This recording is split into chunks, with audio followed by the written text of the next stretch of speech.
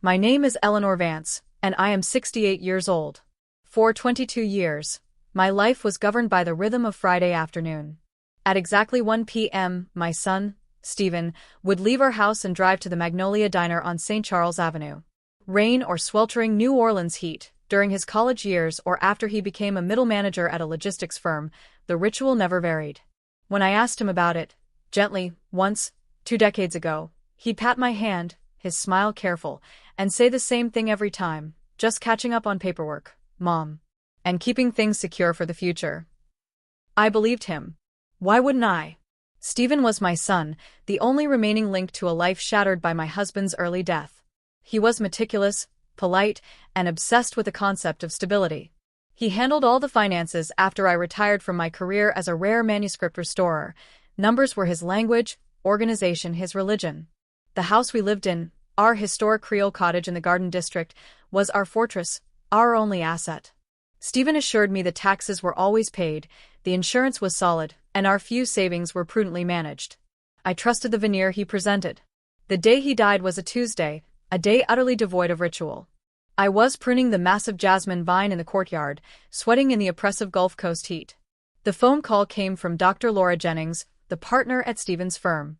Her voice was flat, careful, like a piece of brittle, antique glass.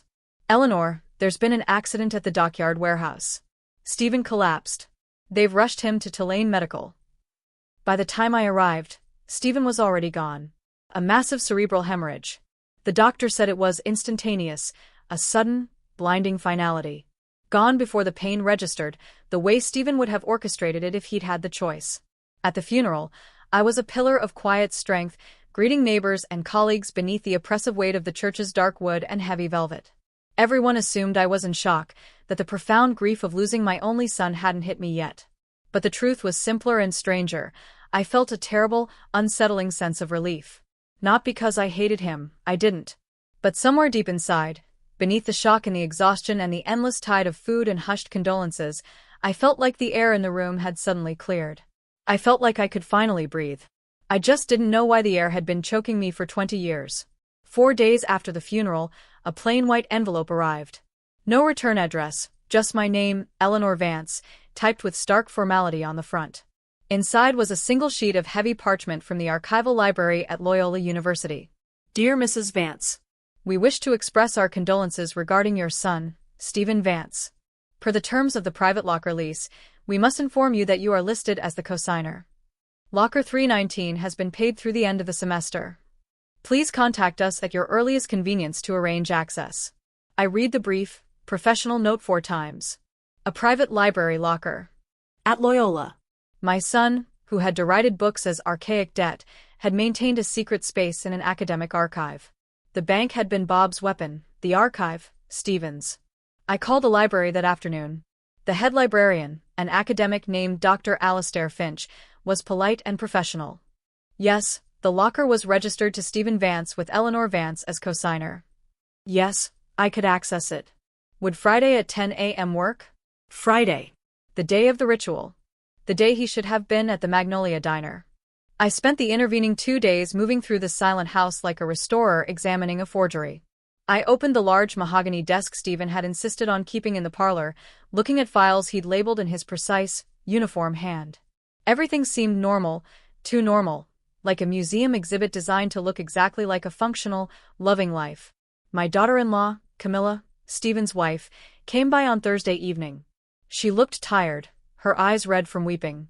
Camilla and Stephen had always maintained a distant, transactional relationship. Hers was the grief of a widow who had just lost her security, not her soulmate. Eleanor, she said, settling into the ancient velvet armchair in the parlor. I've been going through Stephen's office files. The firm is clean, but there are some things at the house that just don't make any sense. My stomach dropped with sickening, familiar certainty. What kind of things, dear? She pulled out a worn, rubber-banded envelope. Inside were statements, all in my name. Did you know Stephen had 3 different post office boxes rented in your name? 3? No. Why would he need 3? She pointed to a column of numbers on a document. This account, tied to the first box, was emptied 3 months ago. This one closed last year. And this one, she tapped a third statement, a small, laminated card, is a home reverse mortgage account. The balance is currently listed as $0, but the lien against the house is recorded as $490,000. The room tilted violently. The oppressive heat of the parlor seemed to dissipate, replaced by a deep, bone-aching cold. A reverse mortgage? Against my house? The home I'd inherited from my mother? That's not possible, I whispered. That house is paid for. It's been free and clear for 30 years. Camilla's face, pale and etched with fear, told me everything before her words did. The paperwork is dated 5 years ago, Eleanor. It bears your notarized signature. That night, I didn't sleep. I lay in the massive four-poster bed, staring at the ceiling fan, its lazy rotation doing nothing to stir the suffocating air. My mind raced through 2 decades of memories, the Friday ritual, his insistence on handling all the property documentation. The way he'd pat my hand and say, "Don't worry about the boring paperwork, Mom. I've got it covered." He'd had it covered, all right. Friday morning arrived, heavy and humid. The air tasted thick and metallic. I dressed carefully, choosing a stiff linen dress and a heavy, structured pearl necklace. Armor, not morning attire. Camilla offered to come, but I said no. Whatever was in that locker, I needed to face the truth alone. Dr. Finch, a kindly academic man in a tweed jacket, met me at the archival library's front desk. His smile was muted, sympathetic. "Mrs. Vance, I'm so sorry for your loss. Your son was a regular presence here." He led me down to the basement level, a space chilled and dry, smelling of old paper and leather, a comforting scent from my restoration days. The private lockers lined the walls like functional, metallic headstones. He used 2 keys, his and the small, brass one he'd given me, to open locker 319. "The small viewing room is down the hall. I'll give you privacy." The box inside was a heavy, military-grade metal container. I carried it to the table, set it down with a heavy thud, and stared. Plain metal, locked secrets, the brutal summary of a relationship I thought I understood. I opened it. Inside were meticulously labeled files, categorized with Stephen's obsessive precision. The first folder I pulled out was labeled The Restoration Project. My hands, which had restored centuries-old pigments, shook violently as I opened it. Page after page of documentation, appraisals of the house's value over the past decade, calculations of market fluctuations, and estimates of how much equity could be safely drained without raising alarms. These weren't accounts I recognized. These were spreadsheets detailing my decline in health and activity, calculating the optimal time to execute the final lien. It was a strategy for asset depletion, timed against my expected lifespan. The second folder was worse, lien acquisitions. 3 separate loan documents detailing the reverse mortgage, a second-tier line of credit taken out just 2 years ago, and a private party loan from an unknown entity in Miami. Total debt against my home, nearly $800,000. The house I lived in, the place I'd planted magnolias and painted the shutters 3 different shades of indigo over the years, was a leveraged ghost ship. The third folder nearly broke me entirely, the Vance Trust. My signature, my maiden name, Eleanor Dubois, forged and witnessed on documents creating a trust that named Stephen as the sole executor and beneficiary, giving him immediate, total control upon my death, and crucially, providing the legal mechanism he needed to sign the fraudulent loan documents on my behalf while I was still alive. He had stolen my identity, my autonomy, and my future. I sat there for a long time, the cold air of the archive failing to penetrate the terrible heat rising in my chest. The grief, the shock, the residual love, all of it had burned away. What was left was something colder, clearer, and utterly unforgiving: cold contempt. At the bottom of the box was a thick, cream-colored envelope, my name written in Stephen's familiar, precise handwriting. The handwriting of a meticulous fraud. I opened it with steady hands. The rage had become a foundation. "Mother, if you're reading this, I'm gone. And you found the locker. I'm sorry. That's inadequate. I know, but it's all I have left to offer. 5 years ago, I made an investment that I was sure would secure my own future. It didn't. It failed completely. I tried to fix it. Every Friday, I went to that diner to meet the restructuring agent, trying to find a way out, but I just dug myself deeper, using the house as collateral. I did it to buy time. I thought I could fix it before you ever had to know. I was wrong. By the time you read this, we are bankrupt. The house will likely go into foreclosure within 6 months. Your credit is non-existent. I know you will hate me, You should. I was trying to protect you from my mistakes, but all I did was make you pay for them. I love you. That part was always real. Stephen. I folded the letter, placed it back in the envelope, and put everything back in the box. Then I walked out of that room with my spine straight and my jaw set. Dr. Finch was waiting. Are you all right, Mrs. Vance? No, I said honestly, the word crisp and final in the chilled air. But I will be. I need copies of every single document in that box, and I need the name of the best forensic financial lawyer who handles elder fraud and trust evasion in this city. His eyes widened, reflecting the gravity of the betrayal. He nodded slowly. I'll make the copies myself, Mrs. Vance. And I am truly sorry. By the time I drove home, the heavy humidity was pressing down. Camilla's car was already in the driveway. She met me at the door, her face tight with worry. Eleanor, I found something else. The contents of his safety deposit box at his firm's bank. It was empty. Completely liquidated last month. Don't tell me, I said, setting the heavy archival box on the antique hall table with a deliberate thud. There isn't a life insurance policy, either. She blinked. How did you know? Because your husband spent the last 5 years systematically destroying the legacy of his father, the security of his mother, and apparently, he was very, very thorough about it. I walked past her into the kitchen, pulled out the copies from the Loyola locker, and spread them across the large, scarred table. Sit down, Camilla. We have work to do. Camilla read through everything. The reverse mortgage, the 3 separate liens, the fraudulent trust documents, the chilling spreadsheets detailing my expected decline. Her face went pale, then red, then pale again. She was mourning not just a husband, but a predator who had left her exposed, too. When she finished, she looked up at me, tears in her eyes. Eleanor, this is bad. This is financial death. I know. The house, your security, your identity, it's all gone. How are you so calm?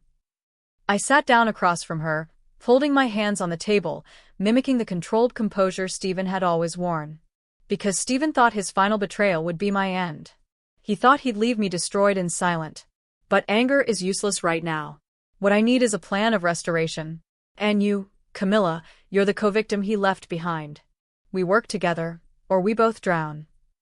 The lawyer's name was Dr. Miriam Thorne, a sharp, 50-something attorney with a reputation for taking on complex white-collar crime and elder abuse cases.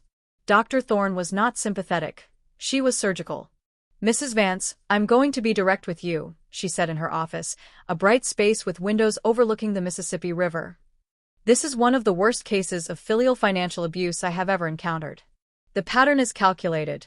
The isolation, the assumption of financial control, the creation of a fraudulent trust document, and the systematic looting of the principal asset through predatory, hidden instruments. The word hung in the air, abuse. But he's dead, I said, the phrase feeling hollow. What can we do? We can prove you weren't complicit. We can use the handwriting analysis from the library and bank records to show the signatures on the mortgage and the trust were forged. We can potentially save the house by demonstrating the loans were secured through fraud and duress, but it's going to be a protracted, public fight with the servicing bank.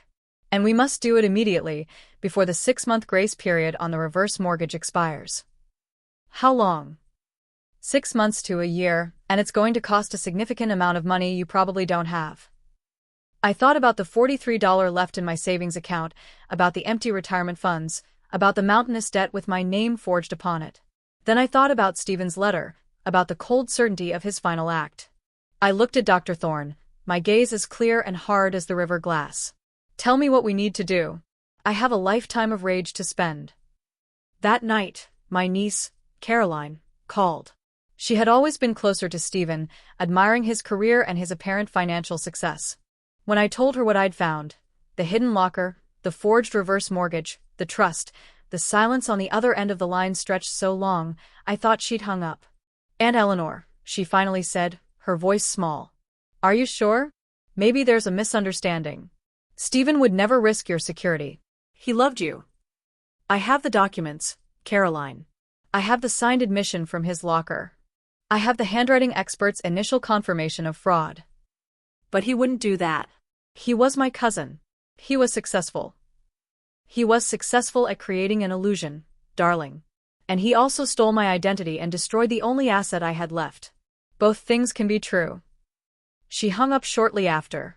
Camilla called me an hour later to tell me Caroline had called her crying, insisting I was wrong, that I was speaking ill of the dead, that grief was making me irrational. "She'll come around, Eleanor," Camilla said, but her voice lacked conviction. I knew she wouldn't. The person who refuses to believe the truth often needs the lie to be true, because the truth would shatter something fundamental in their own constructed reality. The next few weeks were a relentless blur of paperwork, phone calls, and meetings. Dr. Thorne filed reports with the 3 mortgage services, contacted the title companies, and gathered evidence of the forged signatures on the trust. Camilla, to my surprise, threw herself into helping me. She used her skills as a former legal secretary to organize files, create spreadsheets, and attend meetings. One evening, as we sat at the kitchen table, going through another stack of predatory loan documents, Camilla looked up at me, her eyes tired but determined. "Eleanor, I need to tell you something. It ties into his death." I set down my pen. "Okay." 3 years ago, Stephen asked me to invest in something with him. A commercial logistics venture. He needed a $50,000 personal guarantee. He said it was a sure thing, that we'd make a fortune. My heart sank, recognizing the familiar, desperate pattern. "Camilla, please tell me you didn't." "I almost did. But my sister, Julia, she didn't trust it. She said if it was such a sure thing, why did Stephen need our savings? We fought about it violently. Stephen was so angry at me, but I held firm. I told him no. He looked at me with haunted eyes. Eleanor.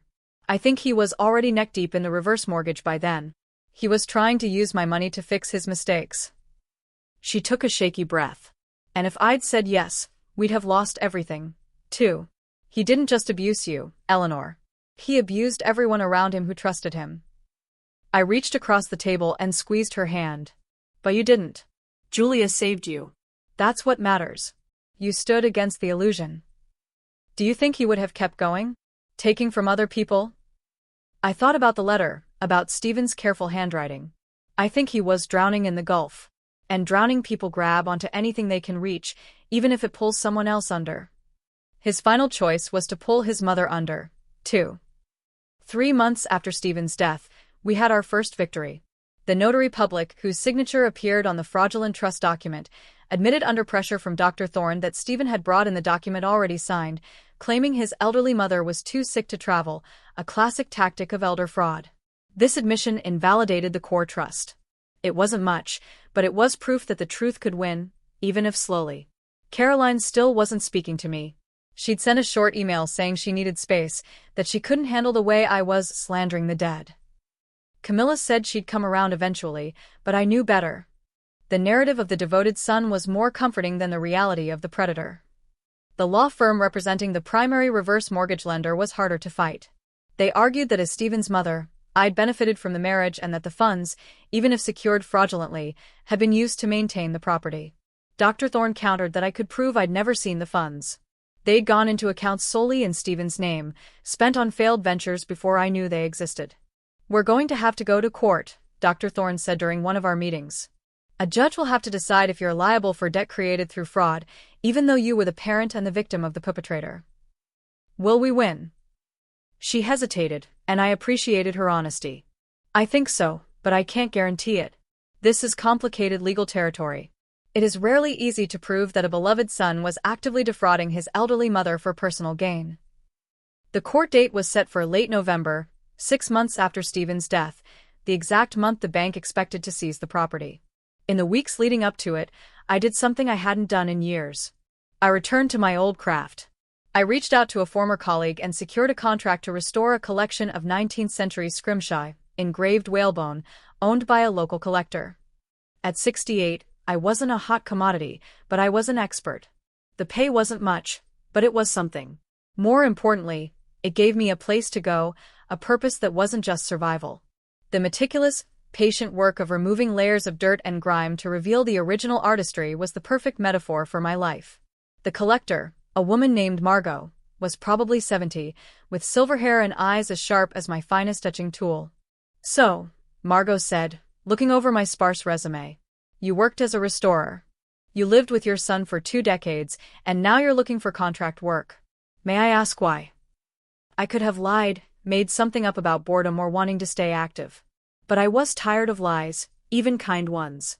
My son died 6 months ago. I just found out he stole my identity and secured an $800,000 fraudulent loan against my house. I need this job to pay the forensic accountant and the lawyer. Margot sat down the scrimshaw tool and looked at me for a long moment.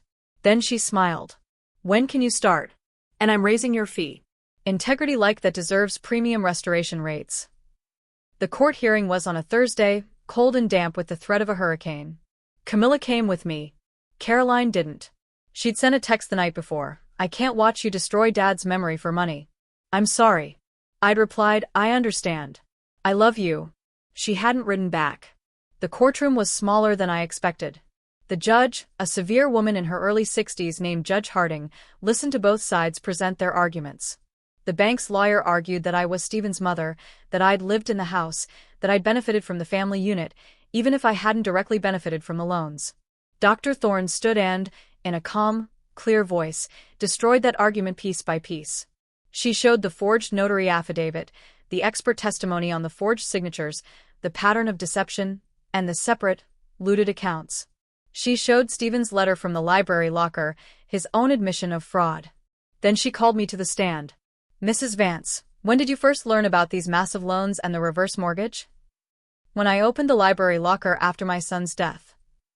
In 22 years of handling the finances, did your son ever discuss taking out a reverse mortgage on your family home? Never. He insisted everything was paid and secure. Did you receive any of the money from those loans? No. It went into accounts I didn't know existed, controlled solely by Stephen. The bank's lawyer stood for cross-examination. He was young, sharp, and had the polished aggression of someone who'd never really lost anything. Mrs. Vance, isn't it true that you blindly trusted your son with your finances? Yes. I trusted him. So, you chose not to be involved in financial decisions for over 2 decades. I met his aggressive eyes. I trusted him. That's not the same as choosing to be defrauded. It is the same as being the victim of a calculated criminal act by someone I loved. You expect the court to believe that in all those years, you never suspected anything? That a man who went to the same diner every week for 2 decades was doing something illicit? That was the question, the final layer of grime I had to restore. I took a deep, steadying breath. My son was meticulous. He was organized. He hid his crimes behind a veneer of filial competence, behind my deep, parental trust, and behind 22 years of me believing that love meant not questioning, not doubting, not looking too closely at the things he told me not to worry about. I paused, letting the silence hang. Was I naive? Yes. But naivety is not consent to fraud. And the evidence presented here proves that the structural integrity of those loans was corrupt from the start. The judge called a recess. We waited in the hallway. Camilla was pacing. Dr. Thorne was reviewing her notes. I sat perfectly still on a hard wooden bench, thinking not of the testimony, but of Caroline, the daughter who couldn't accept what her father had done. After an hour, we were called back in. Judge Harding looked at both lawyers, then at me. I've reviewed all the evidence, the forged signatures, the expert testimony, the detailed pattern of deception and isolation, and the perpetrator's own written admission. While I understand the bank's position regarding spousal or filial benefit, I cannot ignore the clear evidence of fraud committed without Mrs. Vance's knowledge or consent. She brought the gavel down, the sound echoing sharply in the small room. I am ruling in favor of the defendant. The loans are void. The liens on the property are released. Camilla grabbed my hand, tears streaming down her face. Dr. Thorne smiled, a rare, genuine expression of victory. And I felt a knot that had been clenched tight in my chest for 6 months finally release. I had won the house, and I had cleared my name. But walking out, I felt only the immense burden of what I had lost, the illusion of a devoted family. That night, Caroline called. I almost didn't answer, but Camilla urged me to. Mom, it's Caroline. Her voice was thick, like she'd been weeping uncontrollably. I need to tell you something. Okay. After the hearing today, I went to the bank, Stephen's old bank. Asked to see his accounts. I wanted to prove you wrong, Aunt Eleanor. I wanted to prove the judge made a mistake. She took a shaky breath. But you weren't wrong. It was all there. And there was more. He had a private party line of credit taken out in my name, too. I never opened it. Never saw it. But it's there. $35,000. My credit is ruined. He used my name as collateral for his failure. Oh, Stephen. Even from the grave, his secrets kept spilling out, grabbing at the living. Caroline, I'm so sorry. I should have believed you. I couldn't imagine Stephen doing that. He was my cousin. He was the one who helped me with my wedding budget and drove me to the airport. How could that person also be this person? Both people were real, I said softly, the central truth of my survival. The kind cousin and the man who made terrible, desperate choices. People aren't just one thing. They are an archive of all their decisions. She was quiet for a moment. Can I come over? I need to see those documents. An hour later, my niece sat at my kitchen table, and I made us the strong chicory coffee New Orleans requires. We talked, really talked, about Stephen, about the debt, and about how love and betrayal can exist in the same person. Dr. Thorne helped Caroline file the same fraud claims I had. Camilla, Caroline, and I pulled ourselves together. The three of us sitting in my parlor, going through documents, making plans, rebuilding a new, honest family structure defined by shared work and mutual protection. The Scrimshaw restoration became my sanctuary.